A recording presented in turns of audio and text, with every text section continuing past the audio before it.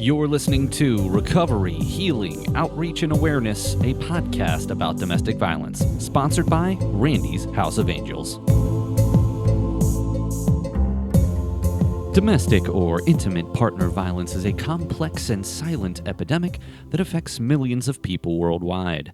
To respond to the overwhelming issues associated with domestic violence, Randy's House of Angels has produced a series of podcasts that will bring this epidemic to the forefront of public consciousness and break the silence that often shrouds it.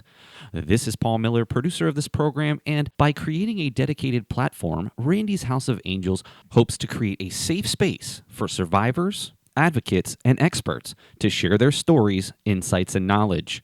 A series of topics will be discussed that can offer vital support and resources to victims and survivors, helping them realize that they are not alone and that there is help available. It can also serve as a catalyst for raising awareness and fostering necessary conversations within families, communities, and institutions to empower individuals, foster empathy, and inspire collective action toward eradicating domestic violence while creating a safer, more compassionate society. We invite you to access the podcast by going to randysHouseofAngels.org.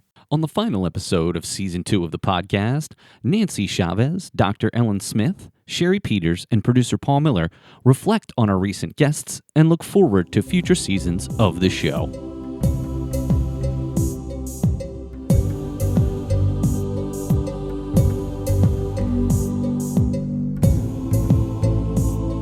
Welcome, everyone, to another episode of the Randy's House of Angels podcast. This is producer Paul. I'm so happy I actually get to be on this episode. I know that you get to hear me doing the reads, but I actually do get to contribute to this one. So I am so honored to be joined by the three wonderful facilitators that we have had on the podcast through the first 16 episodes. This is episode 17 if you're counting. Of course, we have Sherry Peters. Sherry, welcome back to the show. Thank you. And, of course, Nancy Chavez, of course, the brainchild behind Randy's House of Angels. Thank you for inviting me. Inviting you, of course. This is your podcast. Yeah. And, of course, Dr. Ellen Smith, also one of our facilitators. Dr. Smith, thank you so much for coming back.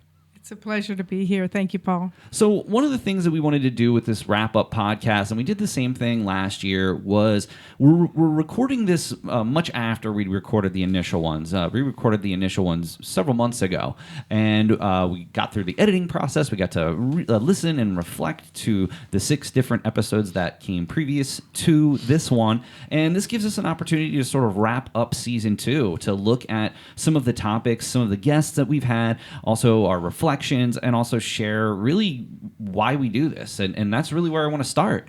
This was something that Nancy came to me, 2 years ago, maybe even 3 at this point, who's counting, and wanted a way to offer support and different perspectives on the topics of intimate partner violence. And so, Nancy, I want to start with you. When it came to having this idea of doing this podcast, what was your ultimate goal? What was your vision for this podcast?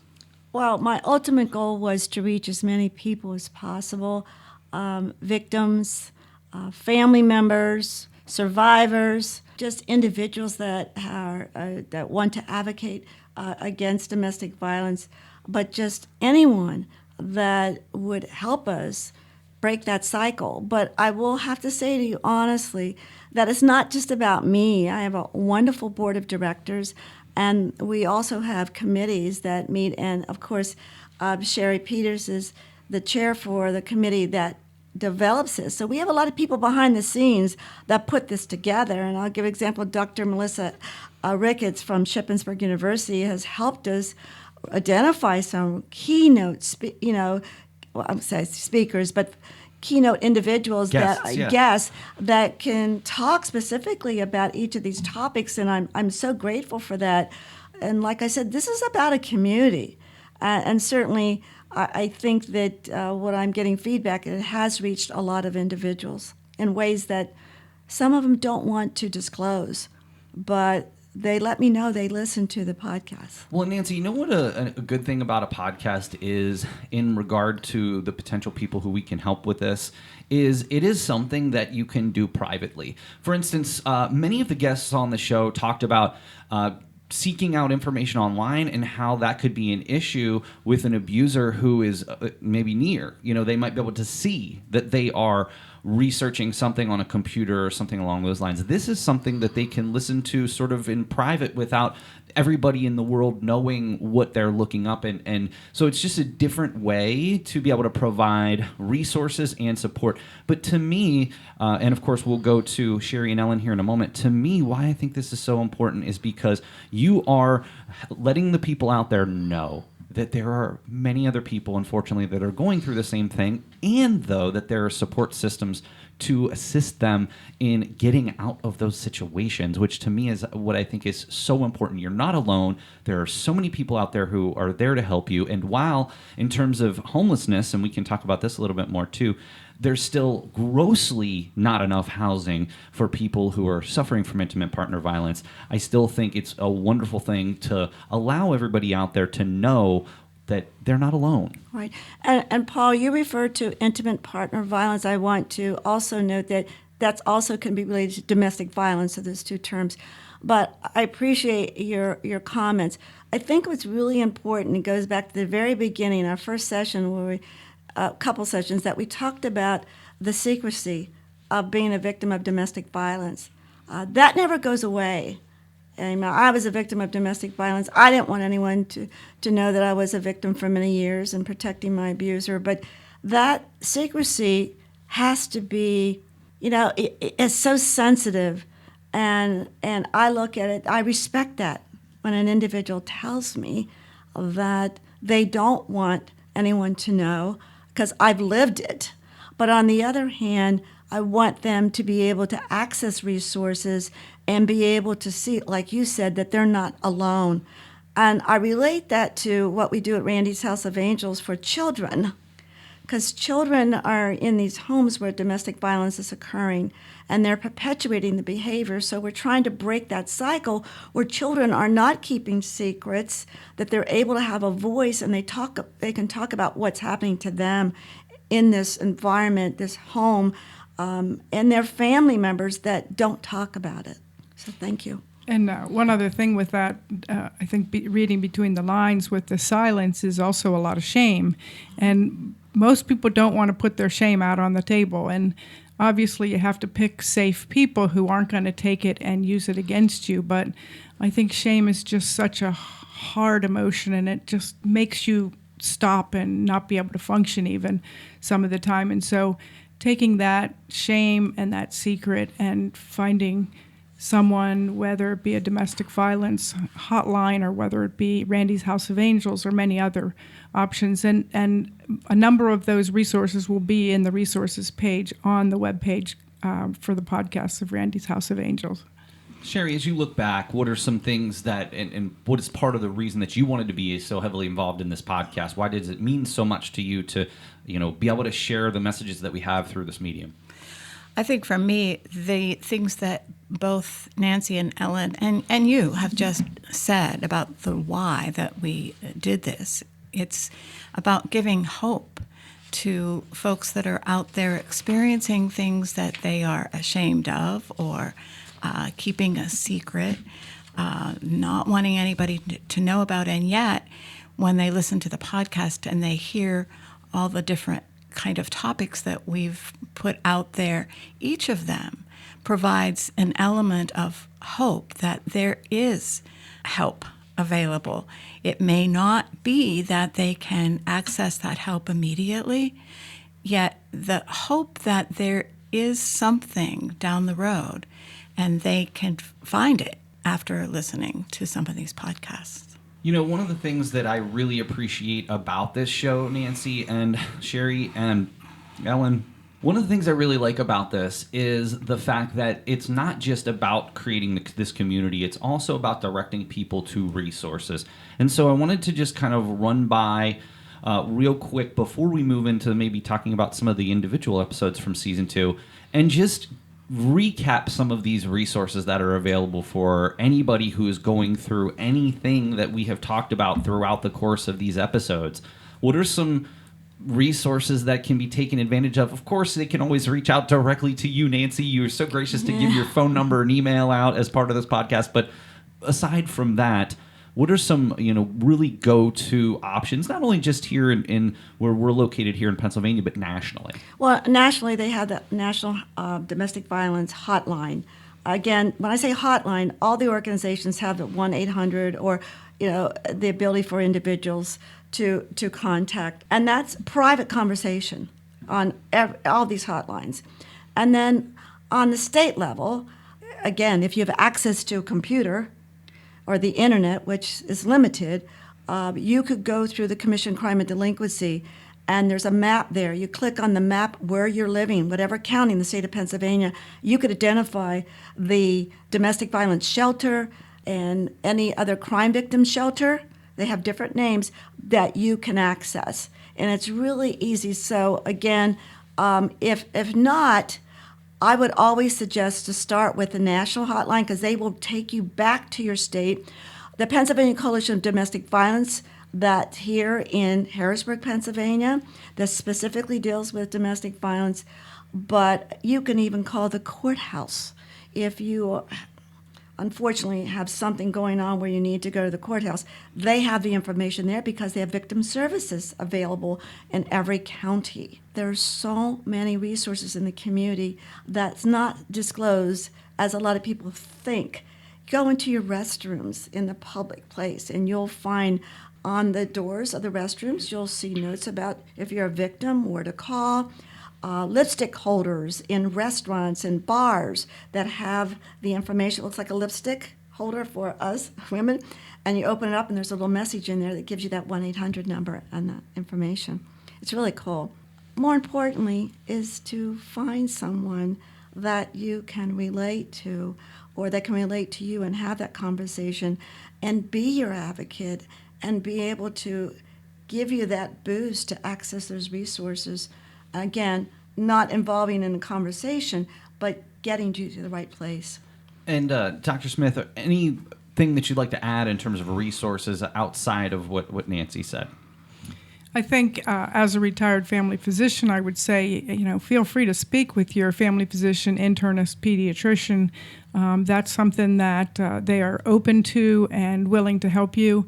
Perhaps they don't have the number on the tip of their tongue, but they can find that number. They've got pretty much unlimited internet access and will be trustworthy and be helpful for you.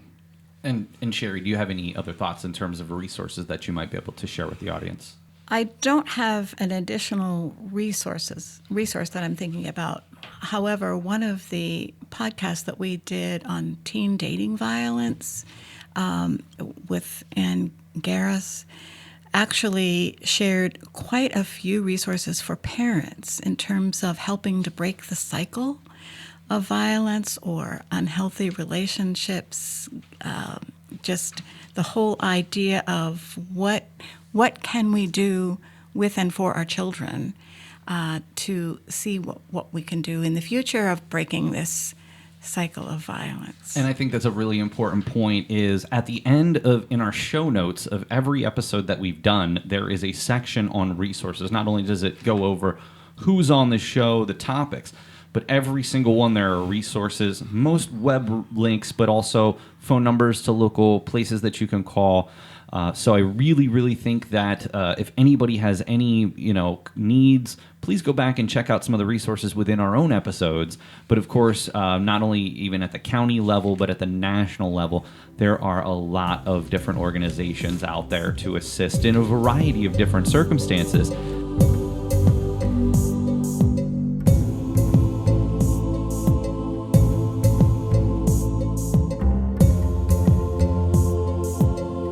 According to the National Coalition Against Domestic Violence, did you know that it takes a victim 8 times before she leaves her abuser?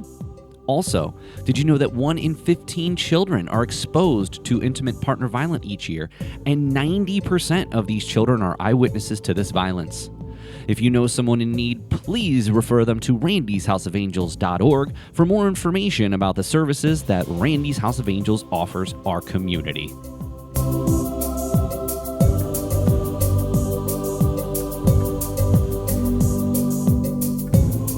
I think that takes us into our next discussion here. I want to go around, and again, first of all, I have to give this caveat. Every guest that we've had on our show has been amazing, so gracious that they've taken the time. But I do want to go around and ask everybody what was the most memorable episode of this season in their minds. Again, not taking anything away from any of the other guests that we've had, but just sort of as you think back and reflect on the season, what was one of the episodes that really grabbed a hold of you and why? I'll start with Nancy. It was really tough for me because the pet abuse just dawned on me, the information about pet abuse. But I would have to say it was about the teen violence and healthy and unhealthy relationships for children. You know, what Ann Garris said really, really dawned on me. It's all about what we're trying to do with Randy's House of Angels is giving children a voice. But more so is having a conversation, parents having a conversation with their children and recognizing that their children are also being victimized whenever there's domestic violence in that household. And so that really dawned on me because, you know, I had little stars here. It says, create a better language for kids. So like you said, Sherry, is that parents need to also learn how to talk about certain sensitive issues to their children and to be able to recognize that it is impacting their child and that their child may be dealing with not only perhaps issues of domestic violence, but also bullying at school, their siblings, you know, having fights with their siblings. But, you know, I'm a middle child, I'll be honest with you. And as a middle child growing up with 3 other sisters, 4 girls, I definitely can relate to having that middle child syndrome of learning who I am today because of that. So if a child is trying to deal with like who they are in their life, and especially, you know, in the middle school age of 6th, 7th, and 8th grade, you know, being able to speak out is really critical, and allowing to listen to these children so that the parents do take the time. I said, please, let's always say, take the time to know what's going on in your child's life, but have a conversation with your kids. Perhaps it is at the lunch table or also the dinner table, which is more important. I thought Dr. Ben Bow did talk about that. That was something, and I'm not going to say that was mine necessarily, but that was one of the things that, as I think back, is so important because having a relationship with your family comes in a lot of different ways. And one thing that I have found successful with my family is making it a priority that we're together at dinner time. Now, of course, it doesn't happen 365 days a year, and I get that. But one of the things that I've done over the years is not only encouraged my family to help cook, and that's been a big deal, but really just having these real conversations, not just, hey, what did you do today? Although sometimes that happens. Having real conversations at the dinner table is something that I think a lot of families today either are missing in a certain regard, or maybe they're eating in front of the TV. I mean, it's those conversations that have such power, and that was one of the things that I took away as well, so I appreciate you bringing that up. Thank you. And Sherry, as you think back to the episodes this season, what was something that really stuck with you in hindsight? Again, it's been a couple months since we've recorded these, and we've had some time to think about some of these guests. What's one of the guests? Who is one of the guests that you remember vividly? Well, I also was very impressed with some of the things that Ann Garris had said about teen dating, but the piece of it that really stuck with me was the idea that unhealthy relationships can start with very, very young children. This is not about dating. It's about relationships in general, relationships with friends, for instance, and being able to have some ideas about conversation starters for parents to be able to notice and say what they're seeing to their young children, to begin to help them understand what healthy relationships really are from a very young age, which goes a long way to the teen dating violence piece. But I also was getting back to what Nancy said first was about pet abuse. There were many things that I learned there that I didn't know. The connection between intimate partner violence or domestic violence and pet abuse. I mean, I understood that people were afraid to leave because they didn't know what would happen with their pets. But what I didn't know was that there are a whole lot of resources, maybe not enough, just as you said about the housing issue, but there are resources to keep pets safe, even if the shelter that someone is going to doesn't have a space for them. And I think that's one of the things that I really took away from that particular episode was that when we support a local animal shelter nonprofit Yes. organization, we are also, by proxy, supporting folks who are exhibiting domestic violence. Absolutely. And are involved with those situations, which I never in a million years would have thought of. You know, Right. I thought, hey, maybe people are just turning in these animals or they're finding them out in the communities. But that was one that really, really stuck with me. And I will say, one of the most harrowing experiences of my life was volunteering with the Humane Society, not because they're wonderful people. I had a great experience, but it entirely changes your perspective on what it means to be a pet owner, as I am. Now, I don't have a dog or cat. I just have a couple of guinea pigs, but they're the best guinea pigs in the world. My point is, we volunteered there as part of a program with my employer, and it was a harrowing experience because of the sheer volume of animals that they had. And it really changed my perspective on what it meant to be involved with these organizations. That really solidified to me the importance of supporting these local nonprofit organizations that support, getting pets safe and helping them find new families. So a whole different sort of angle there as well. I have here, and it really touched me. It bothers me because it relates to how when I was in an abusive relationship, the pets were more important than me as a person. And then also my daughter was being murdered, how her pet was treated by the person that murdered her. But Dr. Reyes said, she called it a triad of psychopathy. She said that she believes that children that abuse pets, animals overall, also leads to more invasive behavior. And those are the red flags I think parents need to really be aware of. And it could be any type of pet. It could be a pet spider, or it could be a guinea pig, like you said. But I think that was really something that I think is important, through Randy's House of Angels, that we share with children in our programs and stuff. So. And that's a wonderful point. Dr. Smith, as you think back to the season, what was one of the episodes that really sticks out to you in your reflection? So the episode, I loved them all, just as we've all said, but the one that really stuck out for me was the one with Dr. J Galarza.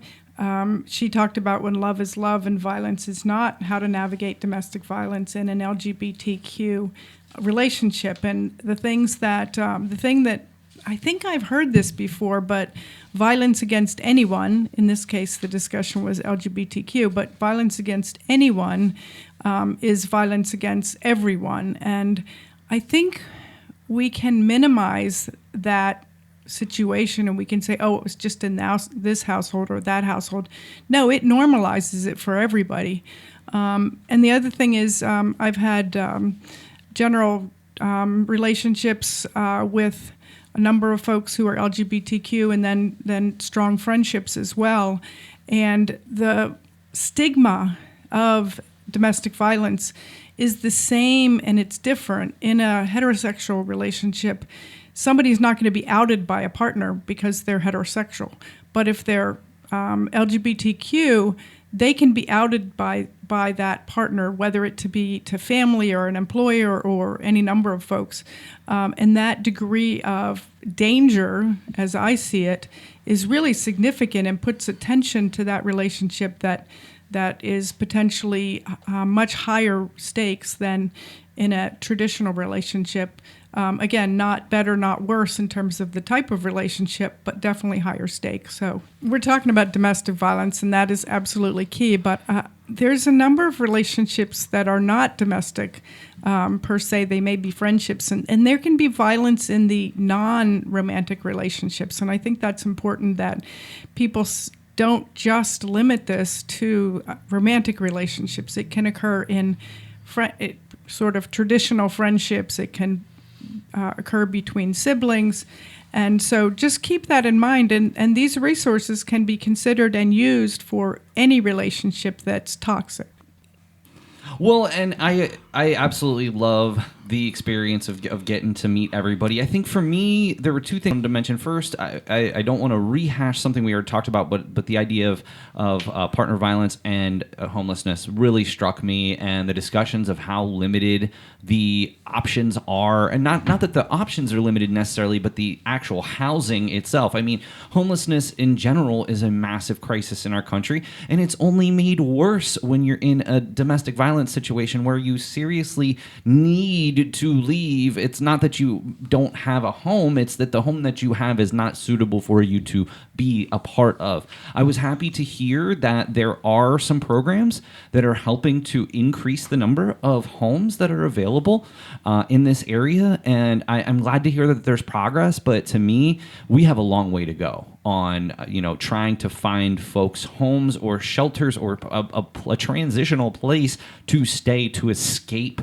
this. And Nancy, this is something that you've talked about a lot over the course of all of our podcasts, is that so many times people don't leave because they just don't have a place to go. And frankly, that's something in my mind that needs to change. I agree with you. I mean, but the bigger, we had to do another podcast on this, is the mental health end of it. I've never poo-pooed mental health. Now that I am, I have post-traumatic stress disorder myself. I learned that later in my life. So I know that there's so many issues mentally that are impacting an individual. If they prefer to be homeless, that's their choice. But again, there's so many things that they're dealing with that, how do we reach everyone? It's a great question. And individuals that are homeless have children, and they're impacting their children. So their entire perpetuation of behavior they learn in that environment is what really, really is so important. Well, and what I loved about this season was this is sort of a holistic look. You're talking about a living situation. You're talking about pets. You're talking about LGBTQ. You're talking about teens. And culture. So you're talking about so many different sort of aspects of this broader issue, which is why I really love this season. I do just want to give a shout out before we conclude today to my best memory of the entire season, and that was episode 5, and that was when the three of you were on talking about From Victim to Victor. Nancy, I will never get sick of hearing you talk about your story. And I know sometimes even off air, you get concerned that you talk about it a little too much, and I would just totally disagree with that. What you went through, in the fact that you have been so resilient to not only advocate for people, but you've created a wonderful nonprofit organization that stresses helping children.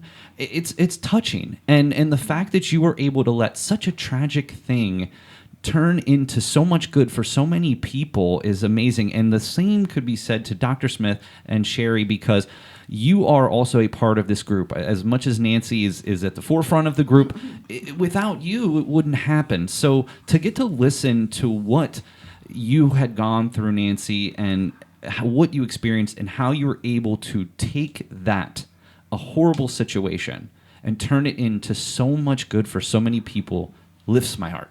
Thank you. I have tears because it's tears of sadness, but more tears of happiness and a good feeling. And thank you so much for those comments. Well, you're welcome. But I always go back to, why am I here? Did I want to be a victim? Did I want to be labeled as a victim?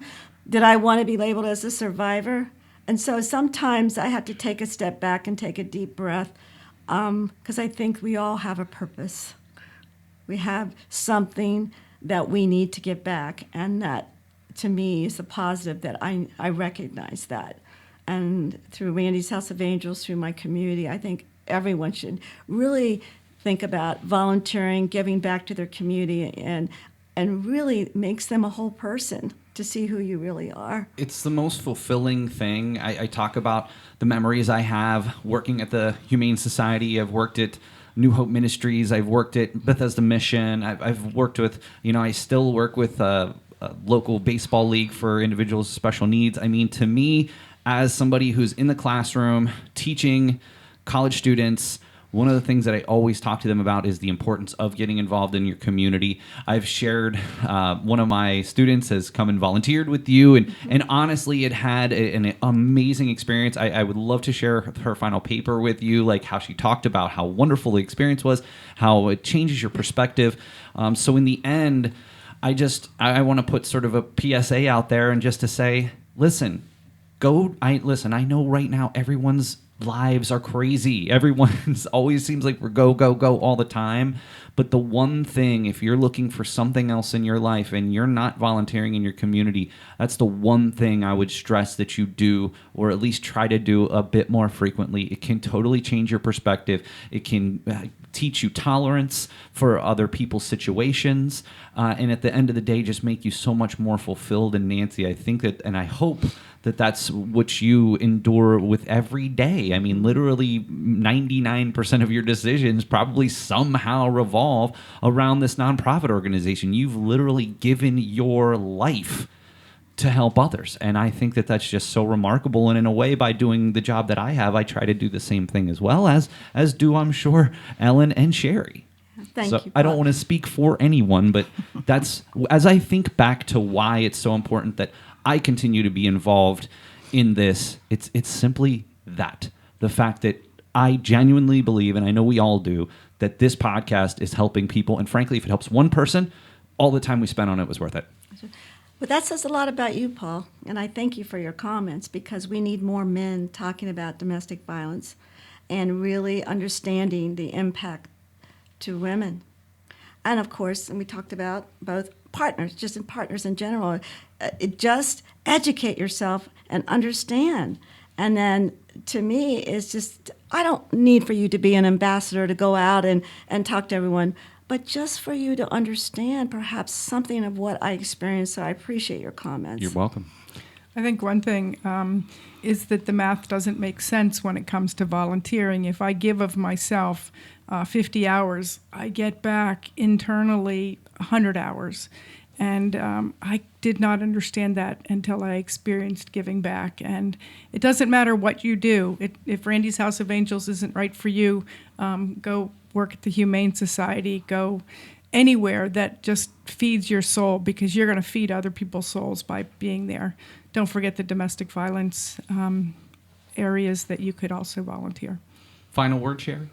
I think the final thing that I have in my heart is the whole idea of culture that we heard in the episode 6 when Dr. Benbow talked about breaking the cycle, and that culture gives messages to all of us. And Nancy's comment about having a man talk about understanding domestic violence and the importance of doing something about it.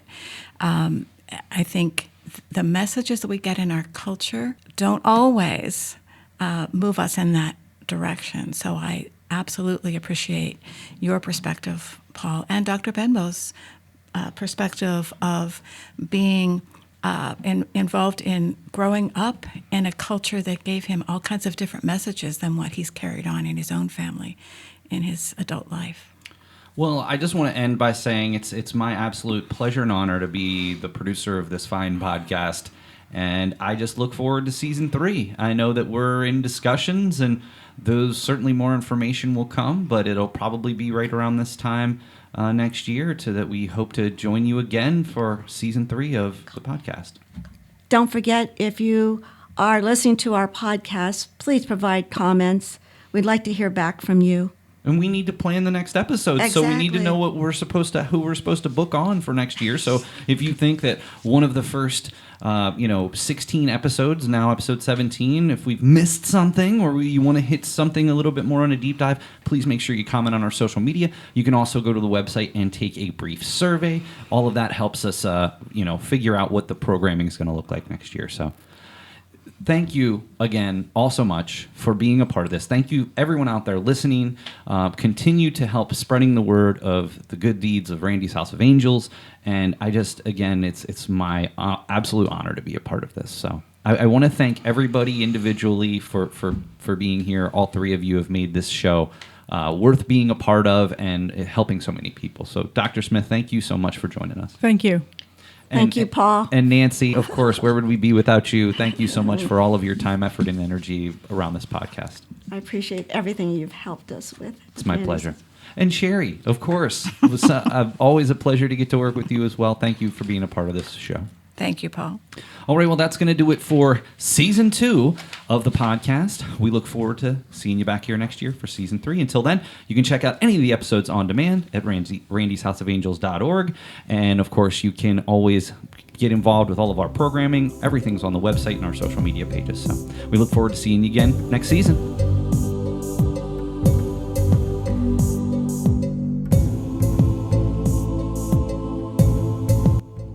Randy's House of Angels is sponsoring Season 2 of a series of podcasts that will serve as a resource to anyone impacted by domestic violence, including parents, guardians, caseworkers, health providers, advocates, teachers, trauma specialists, clinicians, and more, to provide an overview of domestic violence and how to handle situations where domestic violence is present.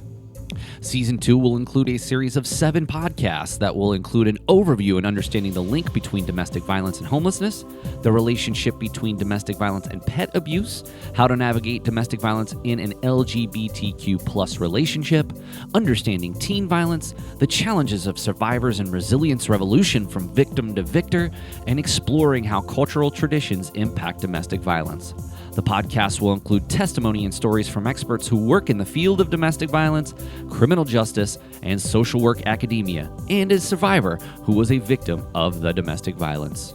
This podcast will be broadcasted starting in July 24 and running through September of 2024. Go to Randy's House of Angels website at randyshouseofangels.org if you missed the podcast, if you'd like any of the resources that support the podcast, and to take a brief survey. Your feedback is essential to shaping and informing future episodes of our show.